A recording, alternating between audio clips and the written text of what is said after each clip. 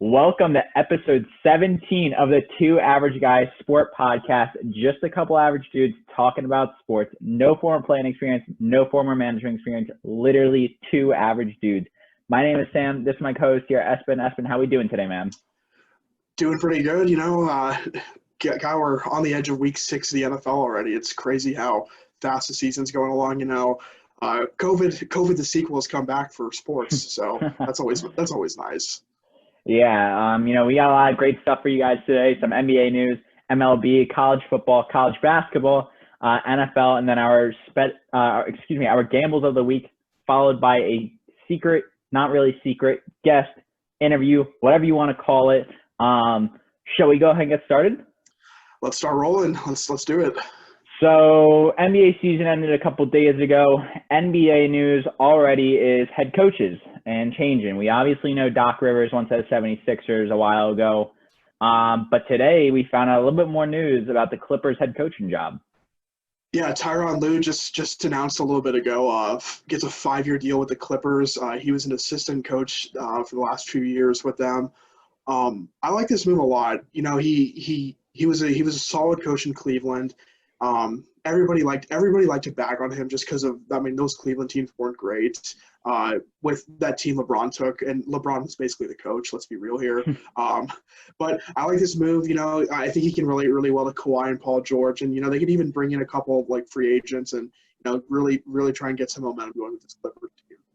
Yeah, that's for sure. And it kind of makes me question, is Kawhi going to start to run the in a sense, LeBron, like we said, was kind of the coach in Cleveland, right? He was calling his own plays. Is Kawhi going to do that, in LA, I guess the Clippers, if you want to say? I think it's different with Kawhi because he's not on the level LeBron is, and I feel like he's got more pieces around him to kind of incorporate them into that offense, and they can kind of build around as a team versus one person oriented. So we'll have to see how it plays out, but I'm excited to see if the Clippers can actually do something in the playoffs for once. Yeah, for sure. And from one West Coast team to another, they're in the Western Conference, but they're in Louisiana. The New Orleans Pelicans are I don't get it. I just don't get it. I don't get it either. And then, so anyways, New Orleans is eyeing Stan Van Gundy for their head coaching job. Stan Van Gundy hasn't coached. I think the last time he coached was the Pistons, and before that was the Magic. I believe you're correct, yeah. I'm not a fan of this move. I don't think it's a great move. Right now the Pelicans, what they should be trying to do is build around Brandon Ingram and Zion. They obviously have other pieces in Drew Holiday and I hate to say it, Lonzo Ball.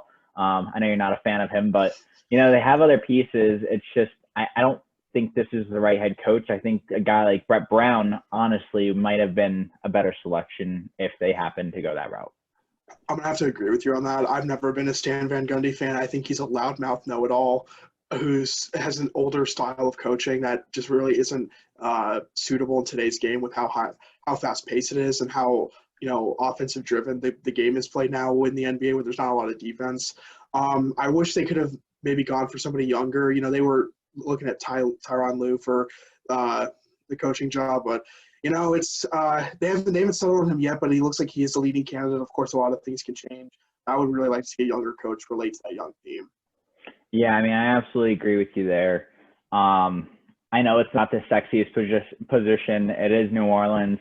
They're very young, but with the right coach, they could build something up, and it just doesn't seem like Stan Van Gundy is the right guy. Yeah. But in more NBA news, I guess you could really ask this question is, how is the 2021 season going to look? There's rumors that it could start late December. Those rumors seem to kind of phased out. January now seems like a more target time, which is sad, just because no basketball and Christmas. Will there be a bubble? Will there be fans? What's the season length? What? I have to ask these questions. You assume there's no bubble, right? You assume somehow there's going to be a limited capacity of fans.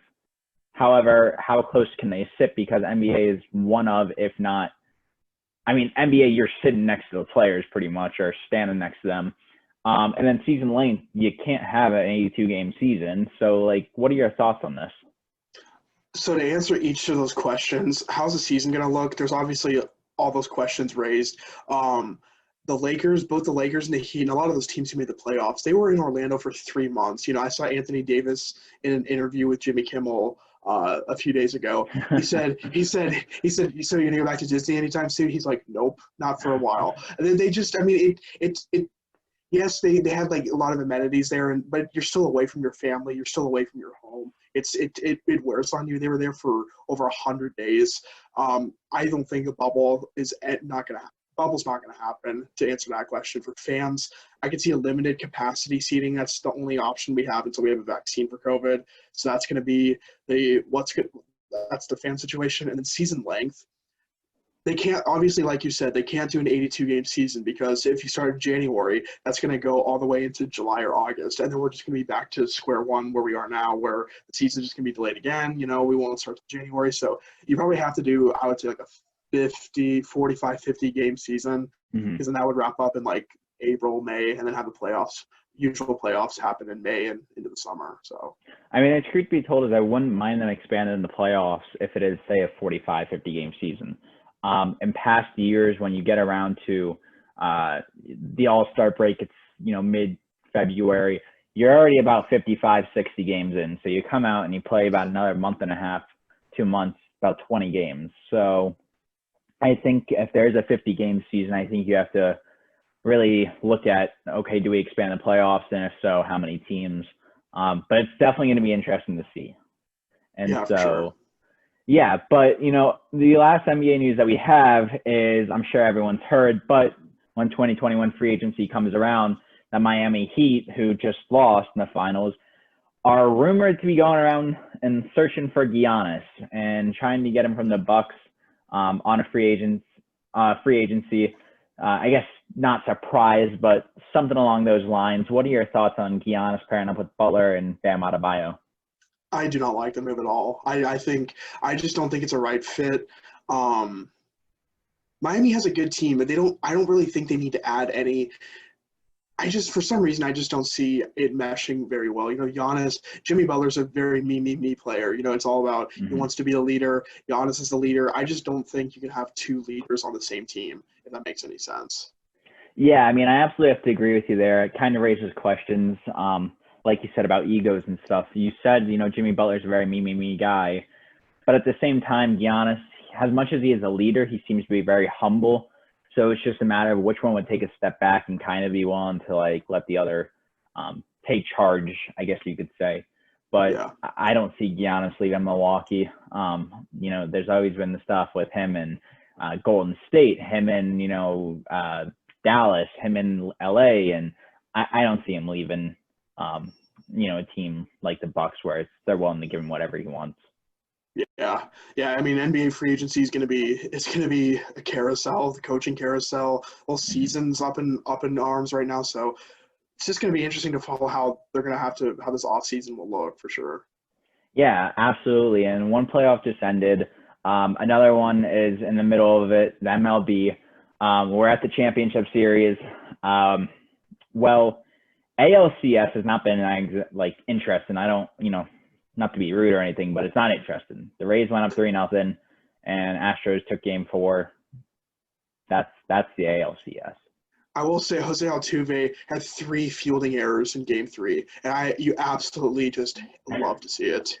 You really couldn't have pictured. I was really hoping the Rays were going to sweep, but Astros aren't coming back. I think the Rays are just. I actually think I picked the Rays to come out of the ALCS when we were making predictions. No, I think I picked like 6 out of the 8 teams. Pretty sure I picked 6 teams to come out of the ALCS. So Yeah, I mean, the Rays, once again, one of those teams, not the sexiest team, not exactly great, not even a good fan base, but hey, you do what you got to do to win.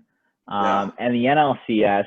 The Braves took the first 2 games, and this is to be nice, but the Dodgers were playing bad in practice yesterday. Yeah. The Braves, kind of surprised the Braves went up 2-0, and they dominated both those games, which was kind of interesting to see. But the Dodgers, I believe they set a postseason record. They were up. They put.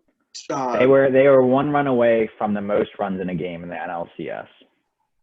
Yeah, they were up I think 12-0 after 3 innings, which is just is unheard of. They ended game 2 in a hot hitting streak. They were down 7-1, I believe, and came all the way back to make it 7-6 to almost beat the Braves in game 2. But I think this is probably going to be a good series. I think we'll probably see this thing go 6-7 games. It could be I could see either team going to winning this one. So, and I mean, going off of that, the Dodgers are still favored to win the World Series. I know they're down 2-1 right now, but they're still favored to win the World Series. And if that happens, it's the Lakers and then the Dodgers. I mean, LA will be on fire. The city of LA will actually be on fire. I think there will be actual riots if the Dodgers win, and it'll just be. It's about damn time. But yeah, I mean, it's definitely interesting to say the least. And then from MLB to college football, we have quite the headlines beginning with the SEC. Go ahead and take it. Yeah, what a week for college football. SEC country, it's back, and we got COVID outbreaks. So starting with Florida LSU, and Dan Mullen, nice to have those comments come back and bite you in the ass when you said we want full capacity fans. And then literally this week after there's a huge outbreak in the Florida Gators team, he's like, "Oh, I'm sorry if I offended anybody." It's like, well, no shit, you offended the entire country, you idiot. Like, I mean, come on, like, know your time, like, know who you're dealing with. But not good the for best Florida. luck. Not good for Florida. It's looking rough. I'll let you take the other big SEC news with COVID. Yeah, I'm just going to end off earlier. Florida LSU has already been postponed. The other big SEC news, Nick Saban, the godfather of college football coaches, test positive for COVID. I don't know if it's still happening. Alabama is supposed to play Georgia this week. Alabama at home. Georgia's number 3. Bama's number 2. If this game happens, God only will know what will happen if Georgia wins. Bama might have to Nick Saban is in a medical bed. You guys can't I don't even want to know the excuses that Bama fans are going to make. Yeah, they're like Duke fans. They love to make excuses about everything. Oh, well, damn, that hurt a little. A little bit of shot at you. A little bit. And their offensive coordinator, Steve Sarkisian, and he's been an ex-head coach, and he had a bit of fun at USC. Yeah. Being completely drunk. Yeah. he had a whole situation there. That was rough. That was a rough patch for them. But it's the game of the week. There really aren't that many great games this week as well. We can dive into those games a little bit later. But another interesting news that the NCAA officially announced is that I think it was they were talking about this, but now they officially said that this year for all bowl games, you will not have to have a 500 record like in previous years, which so bring on the winless teams, bring on my Kansas Jayhawks. We're going to the Mobile, Alabama Bowl. Let's go. Yeah, I was going to say, you could literally win 4 games and it's like, oh, well, congrats, you're going to this bowl. And it's like, that sucks. There may be some teams just with COVID outbreaks who don't even get to play 5 games, so they may be 2-2 going to a bowl game. That's the only way Kansas goes ahead and is able to get into a bowl. It's every other. Just because they play more games and lose them all. Yeah, but you talked about the big games this weekend. I think it's tomorrow night, which would be when this episode comes out tonight. Number 14 BYU, who have been quite the surprise so far, I would say, at Houston. Houston. Obviously we love to make fun of because they made this whole schedule. Every game gets canceled and they finally get to play. Going 1-0. BYU at Houston. I see Houston with the upset. I think just because they haven't played as many games, they look kind of shaky last week. BYU seems to be rolling. I'm going to go BYU. It'll be a close game, but BYU, they could – I don't know what their schedule looks like because they're an independent team. They play Boise State. I know that. That will be a good game. They could run the table and get to 9-10-0. I mean, they look that first game. I only saw them play against Navy, but they look pretty solid so far. Yeah, it'll definitely be interesting to say the least. And to kind of, I don't want to say go back, but talking about the bowl games, could you imagine some of these games like the Rose Bowl having no fans? Because the Rose Bowl is obviously in California, which is a very it's playing the whole COVID thing very conservatively and kind of letting COVID run its course before they even have any fans.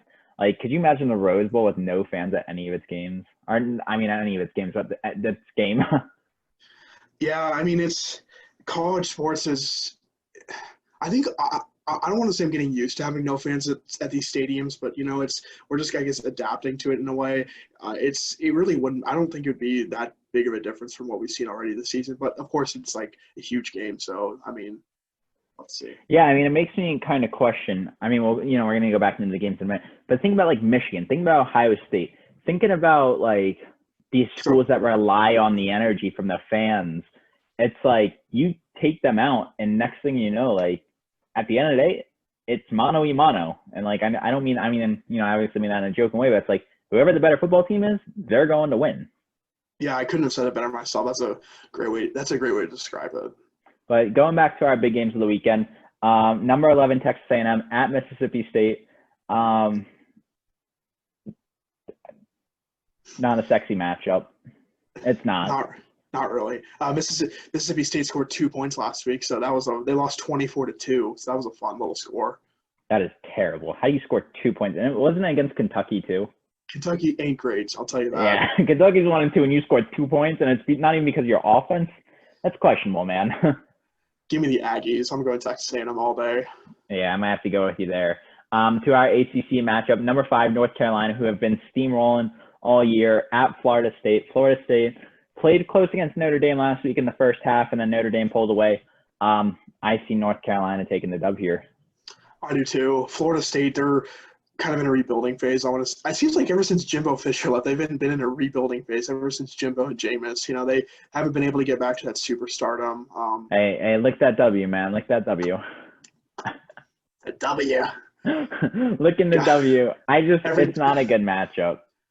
Nah, North Carolina their offense looks really, really good. It's North Carolina football. I guess they're a basketball and a football school this year. I guess.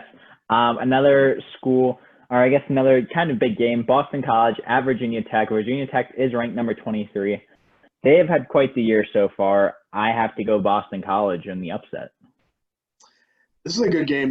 I believe they're both sitting at either 2-1 or 3-1 right now. Mm-hmm. I'm gonna say Virginia Tech wins, but it's close. I think this could be like a 31-28 kind of game. There's good offense, there's good defense, but I think the Hokies march on and beat Boston College. Yeah, for sure. And then our last game, big game, I guess you could say, questionable if it happens. Like we said earlier, number 3 Georgia at number 2 Alabama. I don't know. If there's no Nick Saban, I don't know. He's a bad head coach. I mean, you mean good? He's a good. Oh, bad. Steve, not what's the guy's name? You said Nick Saban's a bad. Are you talking about Steve Sarkisian? Yeah, Steve Sarkisian. If he's coaching this game, because Nick Saban obviously can't, unless they put him in like his own booth and like he has to wear a hazmat suit, which would be awesome to see. I think Kirby Smart outcoaches him.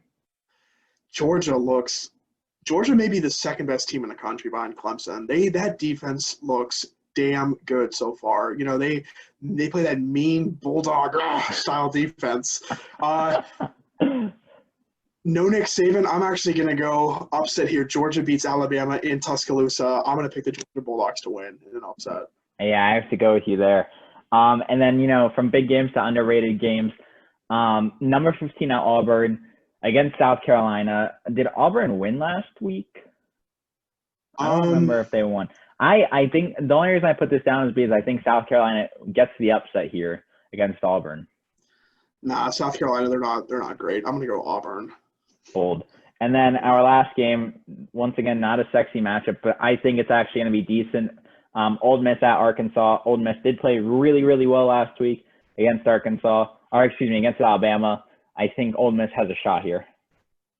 I love Lane Kiffin. I just any game Lane Kiffin is a part of, I will tune into. Ole Miss, Arkansas is the Kansas of the SEC. They're terrible. No, that's Vanderbilt. Arkansas went like 30-something straight games not winning an SEC game until this year. Like I think they're that bad. So that's terrible. I think Ole Miss wins. So. And then college basketball news. I'll let you go ahead and take this one. Yeah, since I'm the Mr. March. I know. So the NCAA, they announced this week that all winter athletes in any sport that are in any winter sport are going to get an extra year of eligibility. And to me, it makes all the logical sense because you gave the same thing for fall athletes because of everything with COVID. It just makes sense with all these winter athletes, for basketball and other. I don't really know, wrestling, I guess, other winter sports, Yeah. volleyball. I don't I know the think winter sports. they'll do the same with spring sports as well. It's just you really can't. You got to give these athletes, a chance. It's really not fair. College basketball, I'm so ready for it to start. If it does start, it's like my favorite sport to watch besides the NFL. And I One just month from tomorrow, I think, November 16th. I thought it was like week of Thanksgiving that's starting. I Oh, could so be it might be the wrong. 26th. I honestly like being here at like KU. Like I don't even know the schedule. I was gonna say that's one of those stadiums with no fans. Allen Fieldhouse. Yeah, I'm depresso because we're not. I'm going to be gone for a couple months here from Kansas, but it still sucks not to have fans at a place like that where the fans are basically the sixth man on the court for the team. So it'll be interesting see how college basketball works this year, but we'll have to wait and see. Yeah, for sure. And then going from college football Saturdays to NFL Sundays, ring the bell. Go ahead. Yeah, so we do got some NFL news before we pick our games for the week, but Le'Veon Bell, this has been just a crazy story this week, one of the crazier player stories of the year. He's released by the Jets, I believe it was either Monday or Tuesday this week. I think it was Tuesday. Tuesday this week, yeah. So they continue to get worse by the day, but Le'Veon Bell it was three teams between the Bills, the Chiefs, and the Dolphins. He just narrowed it down to between the Chiefs and the Dolphins, and boy, I am really wanting him to Yeah, go optimistic. I'm optimistic. I think it makes the most sense. He gets to play in this extremely great offense, and we get to, he gets a little bit of a resurgence in Kansas City, gets a Super Bowl ring this year while he's at it, and we trade him away and get a draft pick or some money for him, and it works out for everybody. Yeah, for sure. And then, from one AFC team to the other, Cam Newton is finally off the COVID list. So we don't see just Brian Hoyer just terrible. He is supposed to play this weekend. Yeah, good for him. It's Patriots fans. The COVID's out to get the Patriots as well. So. Yeah, for sure. And then this is kind of a question I have to ask. Dwayne Haskins is just questionable after questionable. Kyle Allen, I'm pretty sure, has already been named the starter for this week. Is Dwayne Haskins going to be at another team at the end of this year? Yeah. What is going on with him at practice this week? There's like an undisclosed illness every day this week. He hasn't shown up to practice, or he got sent home one day from practice. I don't know what's going on with Haskins. I don't know what's like. This experiment just does not seem like it's going to work out for Haskins. Yeah. And the football team. I think he's gonna. Yeah, I know you want to say Redskins so bad, and you're like the football team. Yeah, gotta not offend our Native American listeners. For sure. And then from just an undisclosed illness, to put it in quotes, to the Falcons. The Falcons did indeed close their facility after 4 positive tests. I think it was 1 or 2 players, and the rest were personnel staff. To put this easy, Falcons game is still going on this weekend. That's obviously going to be up in the air if they test positive tomorrow, if they test positive the next day. But what happens? Like, are the Falcons the next? I was going to say, I actually did see that it wasn't it was only 1 positive. The 4 positives was. Oh, good. They only said it was 1, and it was a staff member, so no players tested positive. So that's good news. False rumors on my behalf. I think it was just false rumors. When you have Adam Schefter, he has 40 tweets in 10 minutes. It's a little hard to keep up sometimes. But I think this is just the thing every week we're going to see this year. It's just a new team. It just seems like a new team every week has this happen. And, it's our brains just go into a whirlwind when it does. So. Yeah, I mean, for sure. I'll let you take the next headline. Not that anyone's going to care. Not that we even care, but I guess technically it was news. The Pro Bowl that was supposed to be played in Vegas this year, postponed, canceled, whatever you want to call it, to next year. Whoop-de-doo. Boo. We're so sad. Whoop-de-doo. The thing, I have a birthday in late January, and every time my birthday falls on that Sunday, it's always Pro Bowl Sunday. So You know, it's I do have a question now because there's no more Pro Bowl. Do you think the NFL puts in a week 18 if there are more COVID positive tests, and then they only allow 1 week to do like all the Super Bowl prep? I think it would just get pushed back a week. I think everything would just get pushed back. I think they would still do the 2 weeks in between because what else is going on in February besides college basketball? And is there any other sport that's, I mean, NBA, but we don't know what the NBA is going to do. So, yeah, I mean, the Super Bowl this year is supposed to be played. Where's the Super Bowl this year? Tampa. I thought it was Atlanta. All right, so Tampa actually has a shot because if it was Atlanta, I was going to say you can prep now and you'll be fine. I actually did see, though, that they may be thinking about doing a postseason bubble in the NFL. I don't know. I did see that. I saw the Cowboys Stadium and I think the Rams Stadium. The new LA Stadium, yeah. It's not the Charger Stadium. It's not. It's there, but it's not. If that happens, they can easily do the NFC, or I guess they would have to flip it. No, I don't know. Why do I do this to myself? I just overthink everything with this bubble. Here's the truth, right? The truth is that there are multiple stadiums. For California, if you do it in the Rams Stadium, you could use the LA facility, you could use the Rose Bowl Stadium, you could use the Trojan Stadium, you could use the San Diego Stadium, which I know is an hour and a half away, but Phillip Rivers would be so happy. In Dallas, you could use the Cowboys Stadium. You could use it's the Cotton Bowl Stadium. The truth be told, there's no fans. It doesn't matter. Football is football. You could use the SMU Stadium and just upgrade the locker room. There's options. And so, UT Austin's not too far away from Dallas. It's one of the best facilities in the country, I would assume. Yeah, and I mean, if you're really concerned about being indoors, you could use the Dallas Cowboys practice stadium because I know it's a practice stadium, but it seats 10,000 people. Yeah, that thing always blows my mind. They have a practice stadium that seats 70 people. Dude, there's a hotel there. I've driven by when it was still being under construction, and it's massive, but good for Jerry Jones. Screw Jerry Jones, but that's a different subject. And so transitioning from that, 2-hour picks of the week. First game, Houston 1-4 at Tennessee 4-0. Who's your pick? 5 games down on you, so Espen needs to make something happen this week for sure. I am gonna be bold and pick an upset. I'm gonna go Houston beating the Titans. I want to do that as well, just because Houston had more time off, but I'm gonna go Tennessee. I just don't know how Tennessee's 4-0. They actually looked really, really good against Buffalo, and I think Ryan Tannehill is I'm pretty sure he's 13-2 as the starter. Did you see him run into the end zone and almost tear his ankle apart when he did that leap into the end zone? And I mean, he almost snapped.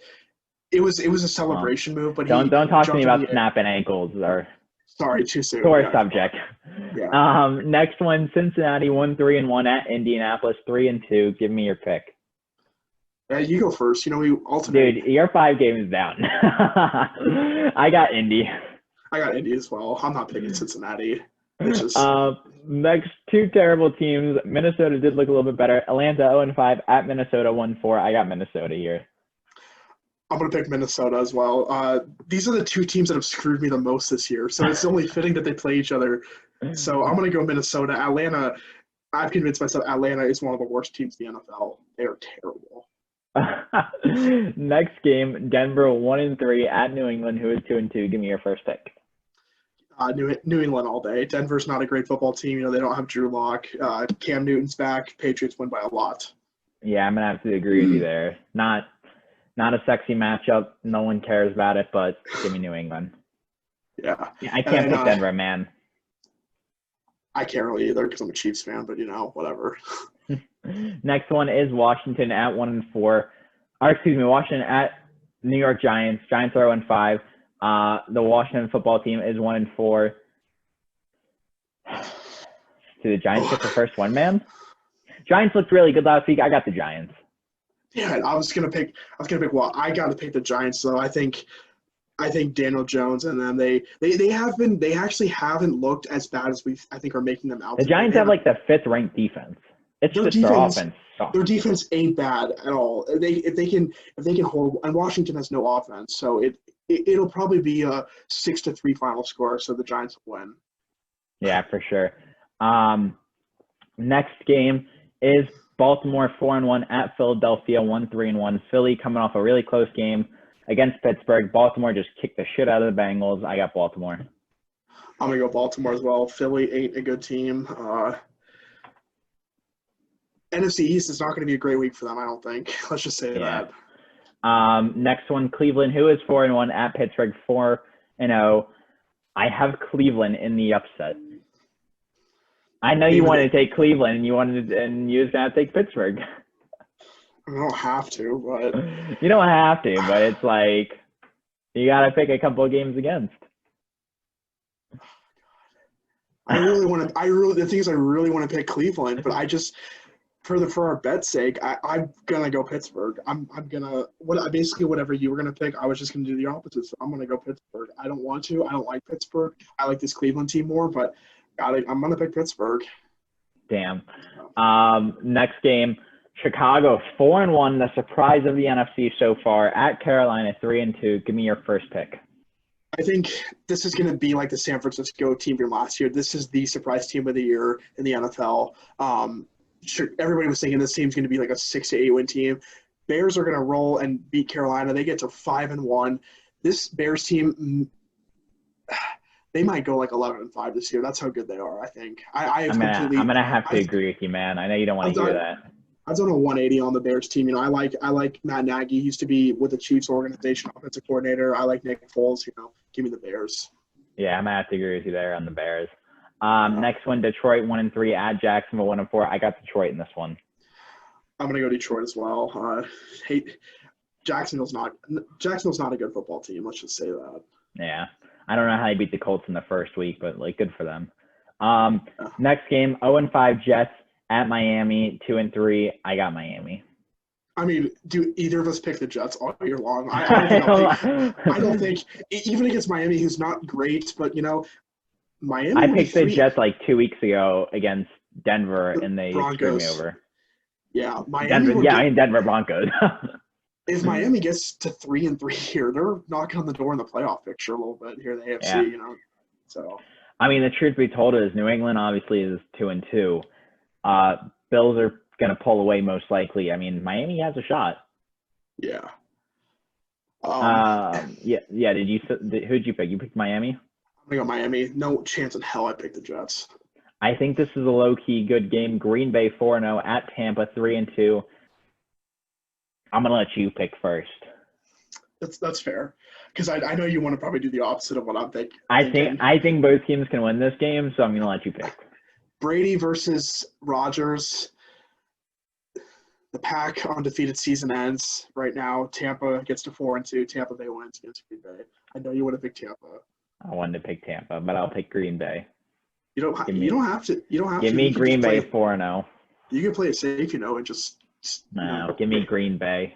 Wow. They've just looked good all year. I mean, their defense doesn't look stunning.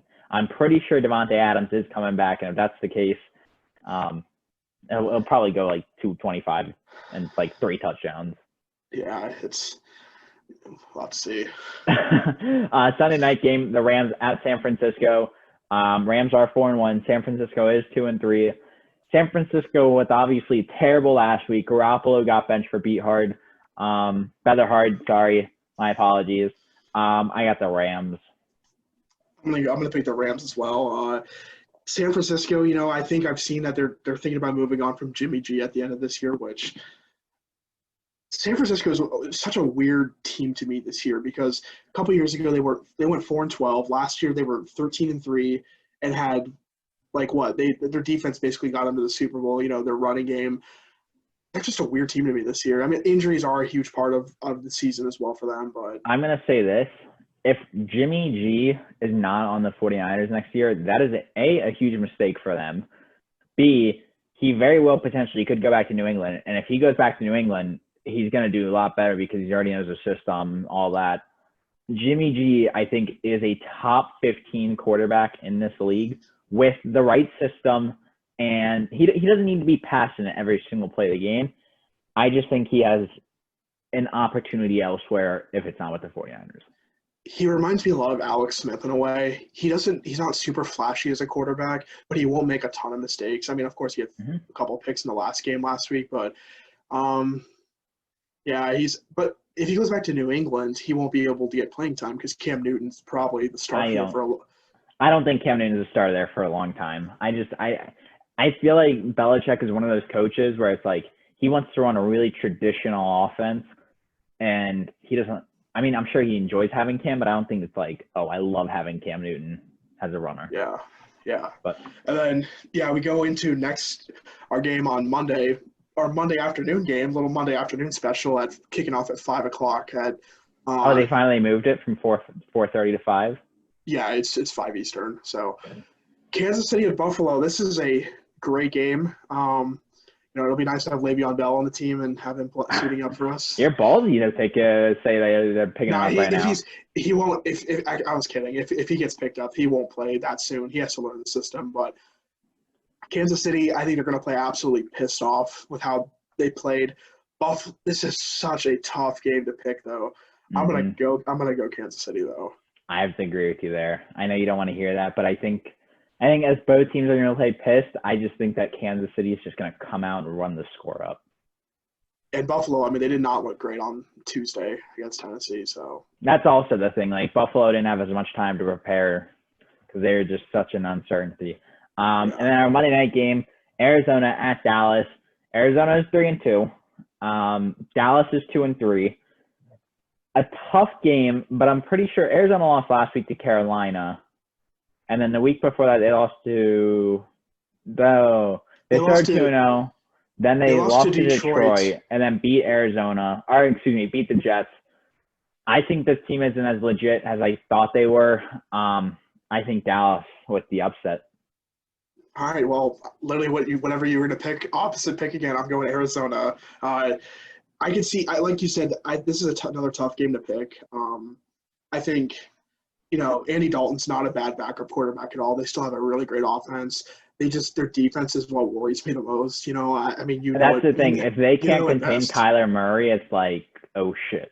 And Arizona's offense is probably one of the top 10 offenses in the league with DeAndre They're Hopkins. Sneaky good offense with Larry Fitzgerald, DeAndre Hopkins, Andy Isabella. I know Kenyon Drake isn't as good as he once was, but still a guy to watch out for. Yeah. So. Well, I think we got four different picks this week, so I need to make up. Let's just say I need to make up ground. If I lose more ground this week, I may be very screwed. I mean, like I said, we picked 4 different games about a week, so it wouldn't be too pretty. Yeah. So and then wrapping up NFL, and we got some other news. We got some other sporting news. Some PGA Tour news, the CJ Cup, which is usually played in South Korea, had to move it this year. Their usual Asia swing, they can't do it because of COVID. So they're playing at Shadow Creek, which is where Tiger and Phil played a couple of years ago for their first match. So that was a fun course to watch. Also, a little note, we are 4 weeks from the Masters, so that is very exciting. They're all gearing up for the Masters. And I picked this week since we got a pretty stacked field. I'm going to go with Patrick Cantlay. He lives from Vegas, I'm pretty sure, and I think Patrick Cantlay gets it done this week. I know nothing about this tournament. I didn't know PJ was on this weekend. It's on every week, dude. That's why. I mean, it is. It's just like, do I care? That's why I'm the golf expert on the show. Let's just say that.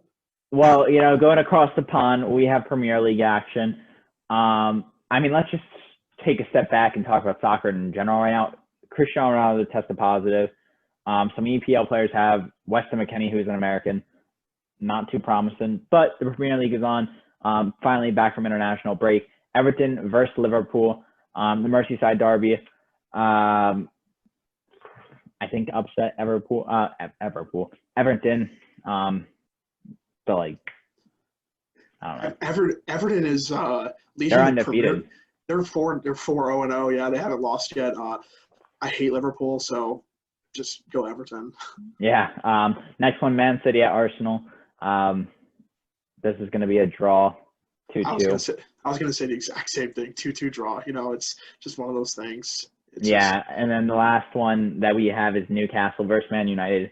I think this is going to be another close game. Man United, they're probably going to lose. I'm going to say they're going to win 2-1, but it might be a must-win for Ola. He may have to win this game to keep his job. I hope he does. I do too, because I love him. Fellow Norwegian, shout out. And United, if they lose this one, they're sitting 16th in the standings right now. So if they lose, not promising. It's not looking good. So they need a win. Right. And to our bets of the week, my first bet of the week is number 5 UNC is a 13-point favorite at Florida State. I think UNC covers the spread. Good pick. I think, that's a really good pick.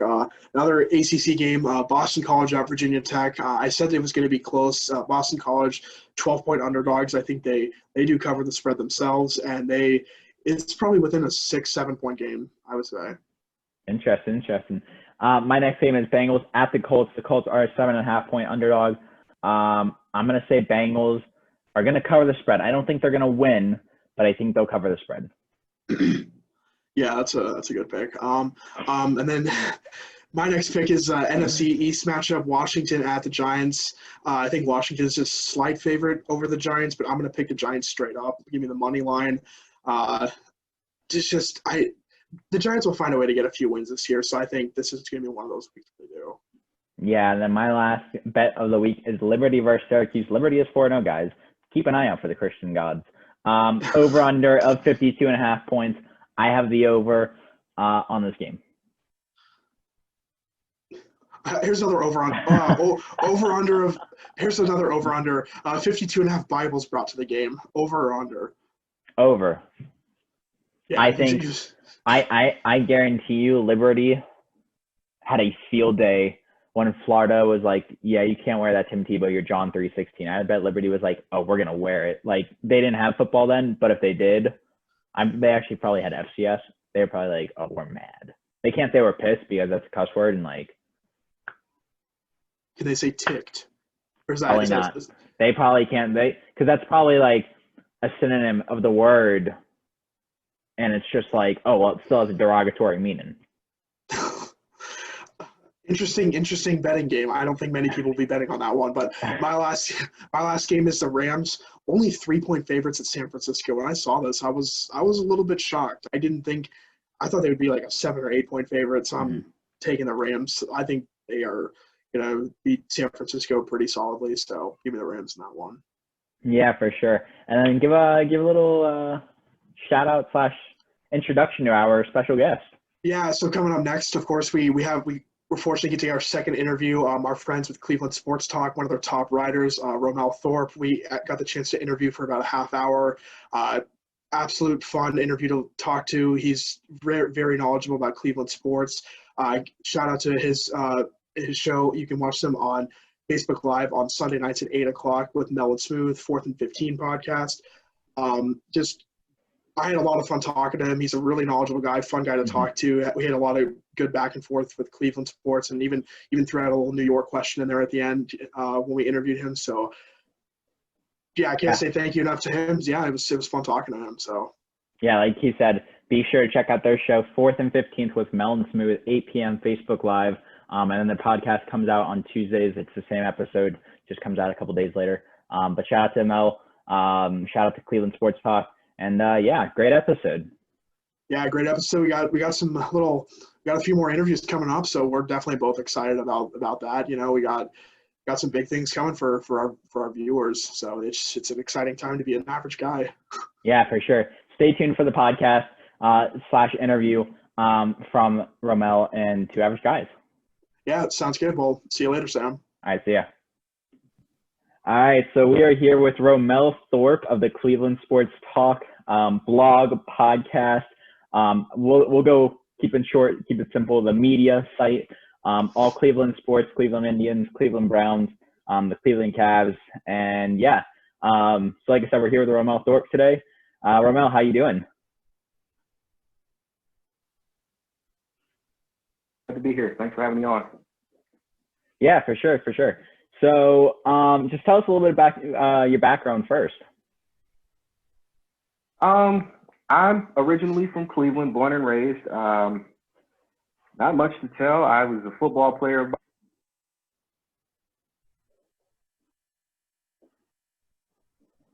by heart. Grew up around it.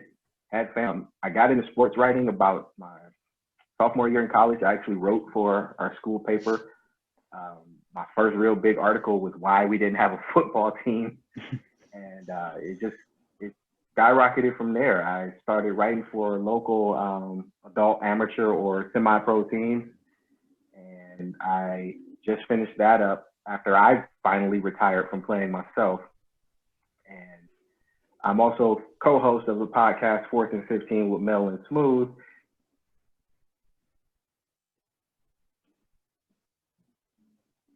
We started that in November of 2019, and really started off of a prediction between the Penn State and Minnesota game. And I told my co-host, I was just like, I got a strange feeling that Penn State is looking past Minnesota for Ohio State, and they'll probably lose this game by 3 to 5 points.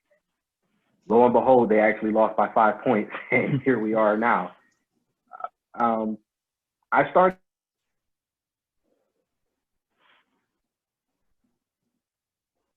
writing with Zach Sheffron in Cleveland Sports Talk a few months back, his tweet on Twitter, and it was just like, you know what? It couldn't hurt to make, reach out and see what he's got.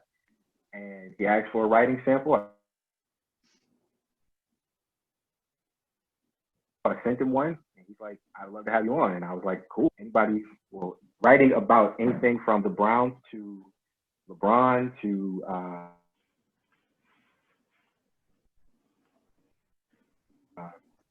just sports in general, something that you can't measure, to know that people actually are respecting your opinion and just, looking at it from a different perspective. Gotcha. Great answer. We appreciate you kind of giving us a little bit more about the background as well as the viewers. Esther, I'll let you take the first question. Yeah, so like you said, you were with Cleveland Sports Talk for a few months now. How did do you know how the website and like the Twitter page with Cleveland Sports Talk kind of got started, and just a little bit of the backstory with that? From what I know, Zach Sheffron is the owner and operator of the website, and I had actually heard him on 92.3 The Fan here in Cleveland before. He's a beat writer for the Indians. And I was just like, yeah, that's kind of cool. And it turns out he was also a writer for Sports Illustrated, that I found out later as I got to know him. And I just had decided to follow them because, it's sports. Everybody likes sports. I always see everybody's opinion. And when me and Zach got to talking, I was like, wait a minute. Zach Sheffron, that name sounds familiar. Don't you write for the Indians? He's like, yeah, how'd you know? Like, I hear you on 92.3 talking to Ken Carmen and everything. So it was just fun it was just something that I thought I could, push myself to do. And it was started by him. It was the Twitter. I'm not a big Twitter person, so I just only really started checking my Twitter this year for real. And, Cleveland Sports Talk, somebody needed to put out a outlet for Cleveland sports. I mean, we have that here with the local papers, but nobody kind of pays attention to Cleveland sports. It's kind of under the radar. So with Zach doing this, there's a lot more buzz and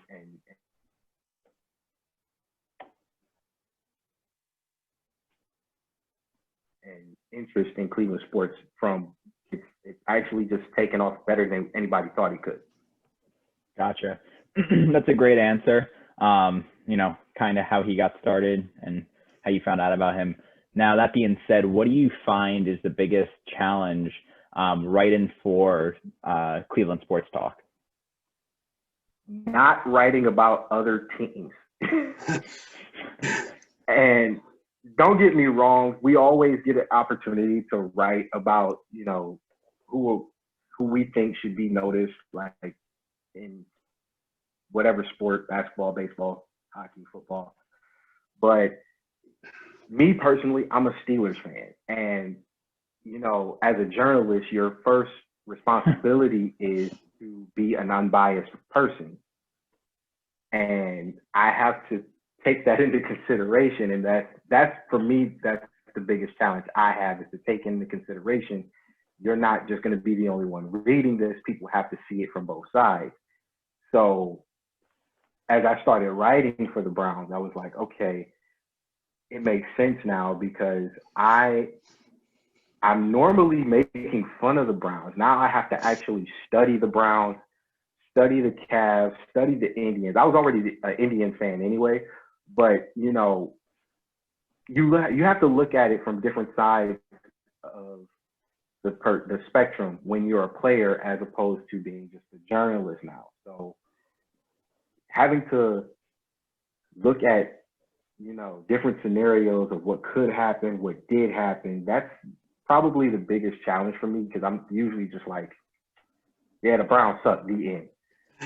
But now I'm just like, okay, the Browns really don't suck. It's a lot going on back, you know, in the front office that we don't know about. So maybe we should take a deeper look into it.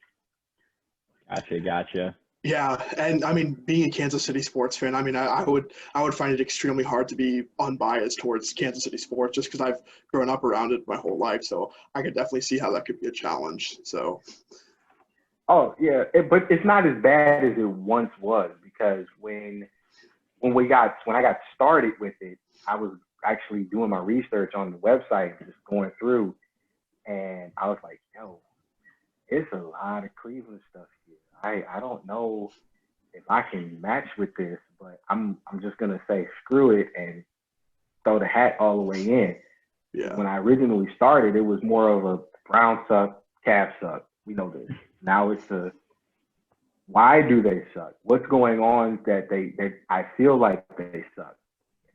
And it's gotten easier because I've had to pay attention to what's really going on. So it's not as bad as people who know me would originally think it would be. Yeah, for sure. And so our next question we have is, what were the expectations going into the season for Cleveland? And what would you say the ceiling is for this team? Also, what would you say is the general buzz within the city of Cleveland now, with how successful the season has started? You know, they're 4-1. They're looking like legit Super Bowl contenders. So. Well, the expectations were to be not the bottom of the barrel. Yeah. If you ask any Brown fan, that they're hopeful and they're wanting to see the team do well. And that's with any team. That's with anybody who's looking at their team and they're just like, okay, can we not suck too bad this year? The general buzz is that everyone's happy. You know, we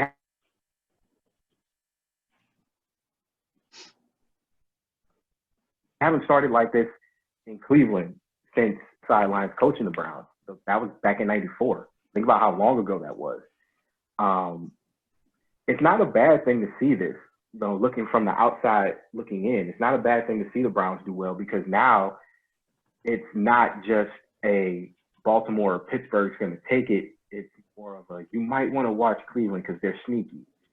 And I don't think there is a ceiling this year.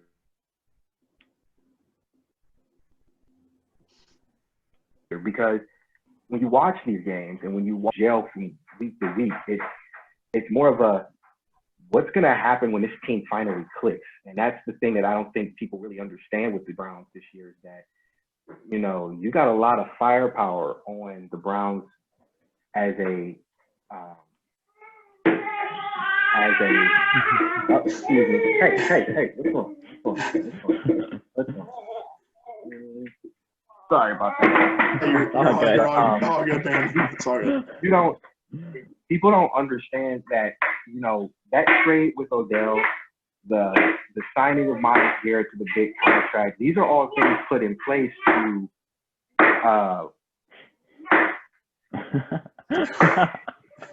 check that out. These are things that were put in place because obviously they believe in Baker. which I can't say I blame them because I've seen Baker Mayfield in college. I've watched him through his few years with the Browns. He's not a bad quarterback. If you keep him focused, he's a dangerous QB. As you saw in the Kansas game, you know, the disrespect level that they gave him, and he took it personal. And as with any player, you do take things like that personal. So because, you know, he took it personal, he made it a point to, you know, have the best game he could have. And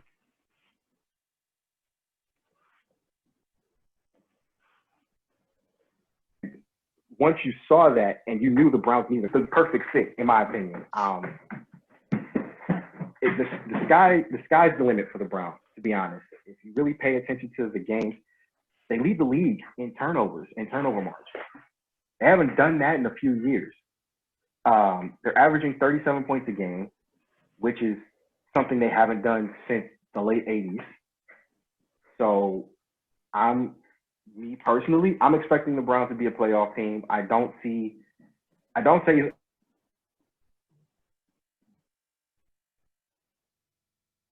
them screwing this up unless it's a front office move. Gotcha. And kind of going off, you know, the Baker conversation. I know you're a Steeler fan, but what were your thoughts of the Browns selecting Baker when they did? Just because, you know, he had the DUI, he had when he inappropriately grabbed, shall we say, himself against Kansas. Did you think it was going to be like another Johnny Manziel situation? Does that. Well, but this is coming off of Johnny Manziel. I did not think it was going to be. Yeah, and you know what? You're absolutely right. It's Manziel, but let's look at the two and let's compare the two. Baker Mayfield is obviously a better quarterback than Johnny Manziel. More accurate. He's a better decision maker. Even though, you know, he throws interceptions. He's what you would call from the back in the day when I was growing up. He's a gunslinger. The Brett Favres, the John Elways, the Steve Youngs. He's going to throw that ball regardless. Now, where it lands is up to the receiver and the DB fighting over the ball. But traditionally, Baker is a gunslinger. And the Browns had been looking for, if you look at the draft history of the Browns since 99, they've been looking for that quarterback. And the closest thing that they've come to that was Brian Hoyer. Before that, it was Tim Couch. So, you know, they've been trying to, the organization itself and the fans have been trying to replace Bernie Kosar for years. Not going to be able to replace him, but this is damn close. So, coming off the Manziel draft, I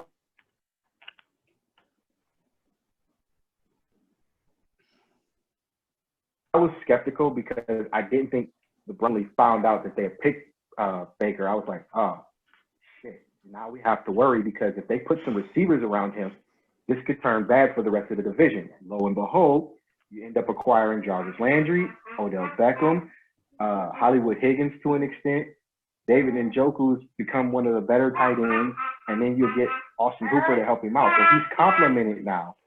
And that's the part I don't think people outside of Cleveland realize when you're dealing with Baker. Baker, think about who he had at Oklahoma, CeeDee Lamb. There's another guy I can't think off the top of my head, but when you surround Baker with what he needs, he's a very accurate passer. And now with Kevin Stefanski running the offense, you got Nick Chubb at running back, you got Kareem Hunt at running back. You have basically the same type of offense that the Browns had in the 80s, early 90s.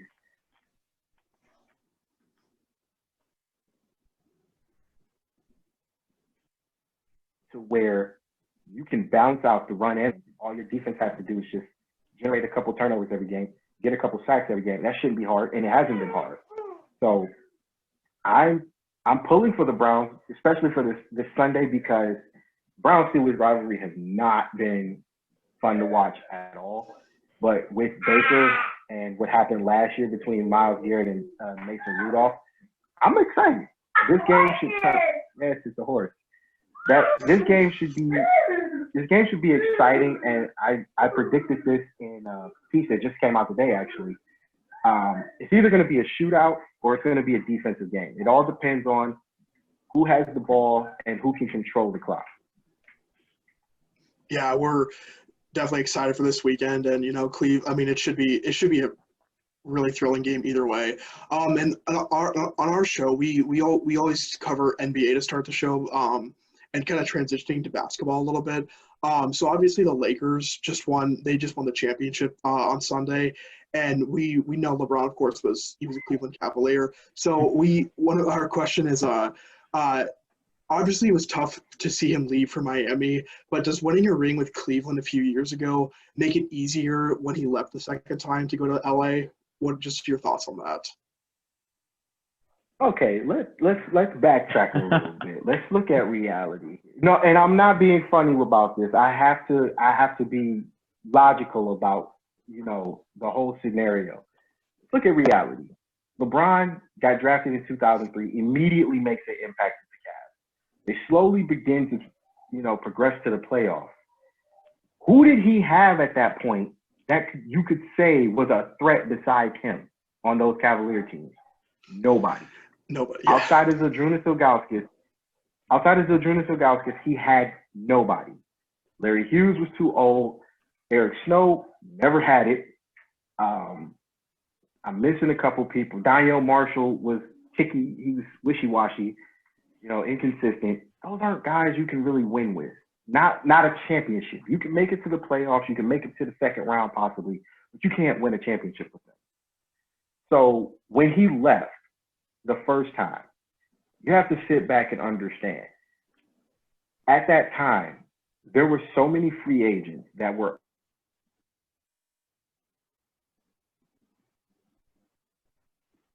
out there that LeBron actually wanted.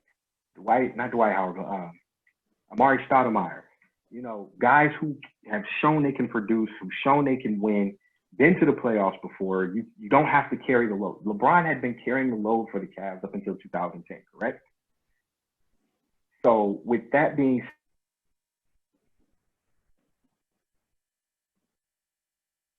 said, if you're telling your owner, hey, such and such we need another big guy besides Z. And at that time, Z was injury prone. Like every other game he was getting hurt, But Z was up in age. He had been playing with us since the mid-90s.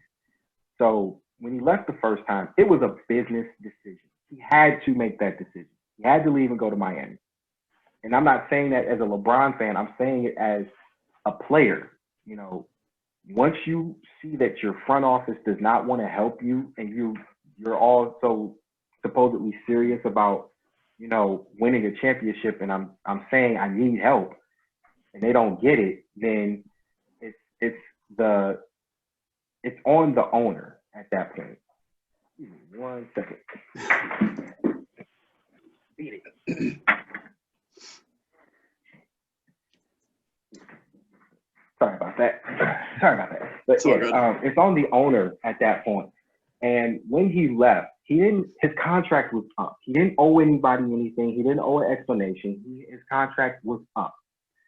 So when he left, was I mad? Yeah, because as a Cavs fan, it's like, damn, we're gonna suck again. And I was there through some really bad Cavs teams before LeBron got there. So when he came back, he had Kyrie, he had Kevin Love. And to be truthful, if Love doesn't get hurt, if Kyrie doesn't get hurt in 2015, they beat the Warriors. So that would have been the first championship. But it happens in 2016, so we only get one out of it. To me, it doesn't matter. He did what he said he was going to do. He brought the city a championship, and he made it to where Cleveland was a force in basketball again. We hadn't been a force in basketball since Mark Price, Brad Daugherty, Larry Nance Sr.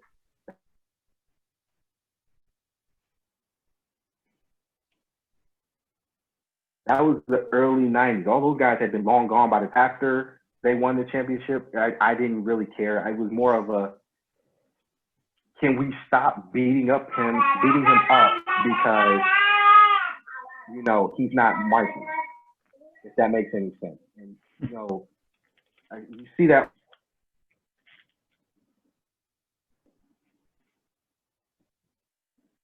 argument all the time, who's the GOAT? In my opinion, leave it alone. I'm saying it's LeBron because LeBron did a lot more than Mike had to do. You know, Mike came in, he was already a force in college. He continued that in Chicago, even though we forget that Mike got beat on by the Pistons, you know, in the playoffs more often than not those first few years until he got Scotty. You know, think about what LeBron had to do just to get to the finals, his first finals in 07, and then to make it 10 straight. Name another player that's done that, not named Bill Russell, not named, you know, Kareem or somebody. It's hard to do. So with him leaving and winning in LA, I was happy for him. I genuinely was. And we talked about this on one of our episodes. I said if LeBron was actually going to steal a championship per se, this would have been the year because everything lined up perfectly. He had the perfect storm.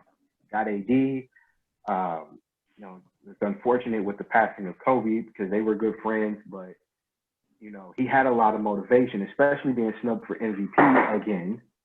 And, you know, it was bound to happen. You can only poke a bear so many times before the bear strikes back. Yeah, for sure. And, you know, talking about when LeBron was on the Cavs, obviously he had Kyrie. Kyrie left, then LeBron leaves. Then there's Kevin Love. At this point, you know, say you're put in the position where you're the Cavs GM. Are you trading Kevin Love for a guy that could pair up with Colin Sexton next year, whether it's a draft pick or just Absolutely. a younger player? Absolutely, because let's Cleveland sports in general, outside of the Indians back in the mid-'90s, Cleveland used to be the place you go if you want to just pick up a check. And, you know, nowadays,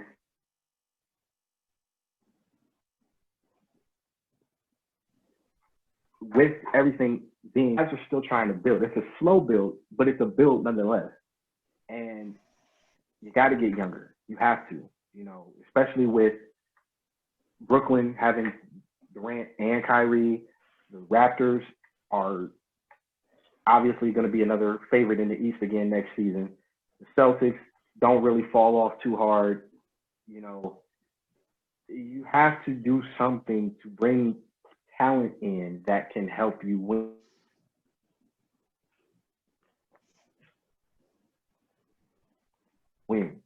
Now, I'm not going to say Dan Gilbert's not. I will say if I'm Colin Sexton, if I'm, you know, Larry Nance Jr., I'm in his ear trying to find the best possible way we can get somebody in because we need talent. You don't just need a coach. You need talent. And Colin Sexton's going to need help. It's no secret. He's going to need help. So, you know, it's a matter of what can we get for Love at this point? Because, you know, Love's up in age too. Love's injury prone. And it's just who can we get in? Who can we get to buy into playing with the Cavs? But I would get rid of him. I definitely would.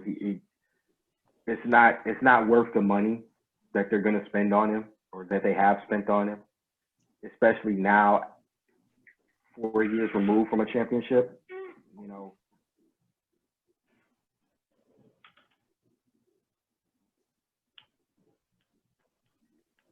it's not the same Kevin Love that was back then. I wouldn't say I'd take anything at this point, but I will need a good draft pick and some compensation. Yeah, for sure. And so I guess another question you can kind of go off on that is, you know, Cleveland is definitely not one of the bigger sport markets. You look at the big sport markets, you look at New York, LA, Miami, Chicago. Do you think you would have to give up more than you'd probably get to kind of release Kevin Love or his contract in a sense? I would say so, but you know, Gilbert really, he's got a good front office, and that's something a lot of teams don't have. So I would say there's got to be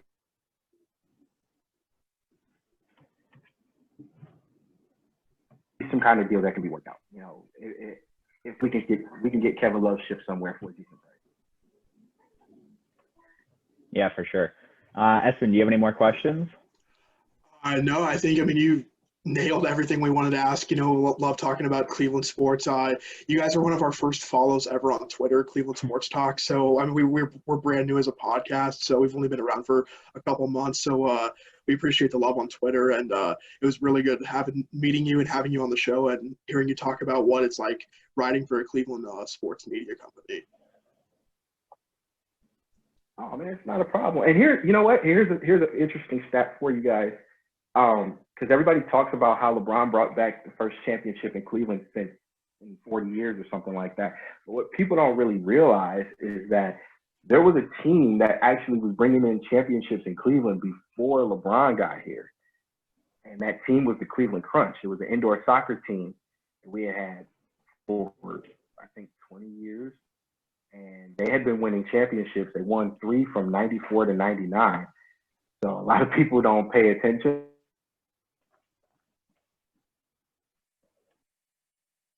to that, but it is true. It's in the record books. One of the players, Hector Marinero, he's actually the coach for John Carroll University's soccer team. So it's a lot. It's a lot that happens in Cleveland sports that nobody wants to pay attention to because it's not the Browns, it's not the Indians, it's not the Cavs. But you got to look at reality. That's still a professional team. You know, if you can't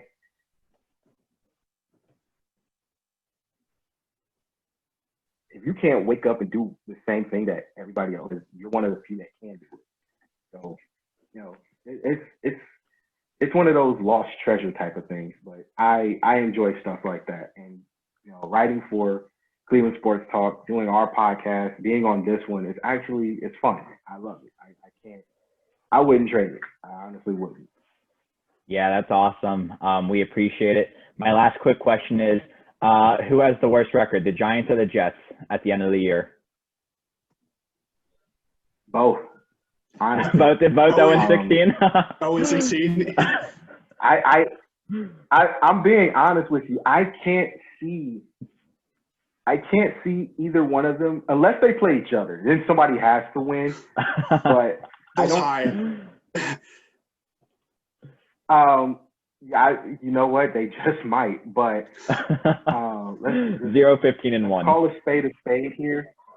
Yeah, let's call it a spade here. The Jets have a shitstorm going on with their organization.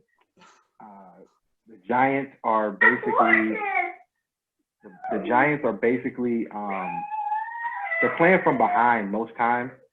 You know, even though they should have beat Dallas, you know, Dallas had a lot going for them at that point when Dak goes down. I want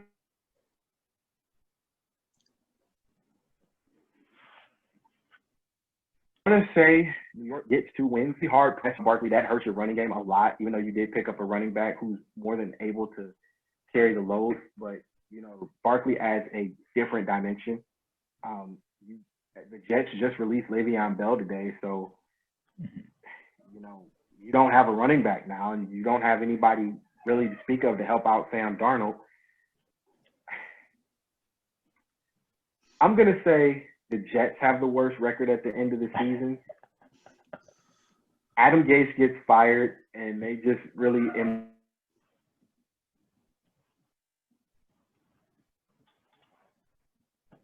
implode the team. It's already imploding, but they hit the rebuilding from there because it's too messy over there.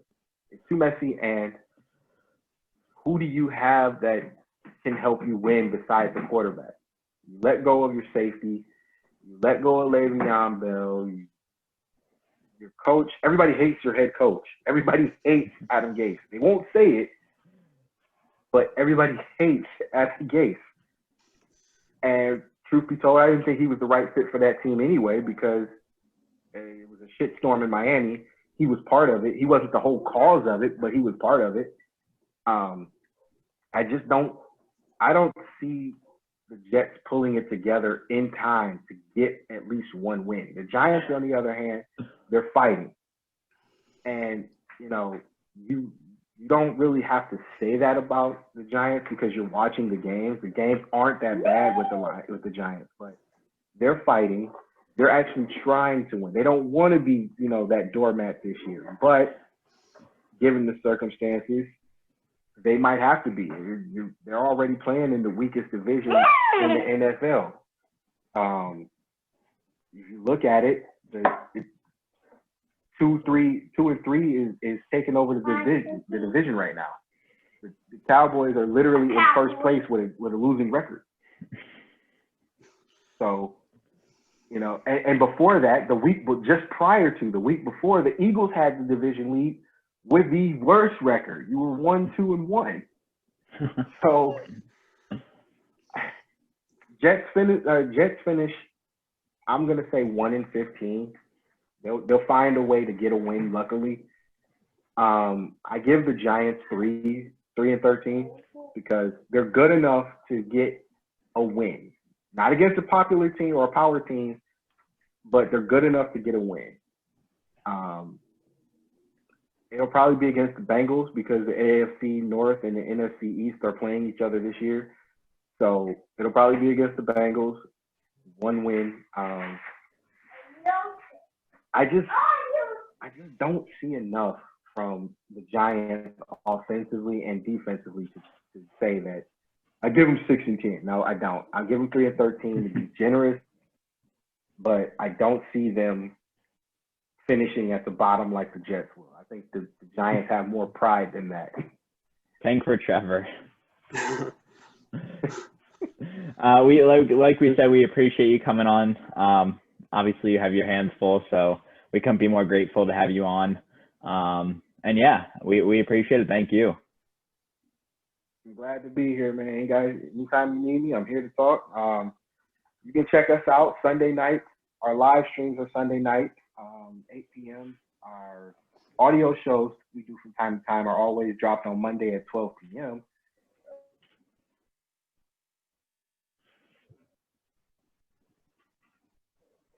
Anytime you guys need me or want to talk football, I'm not hard.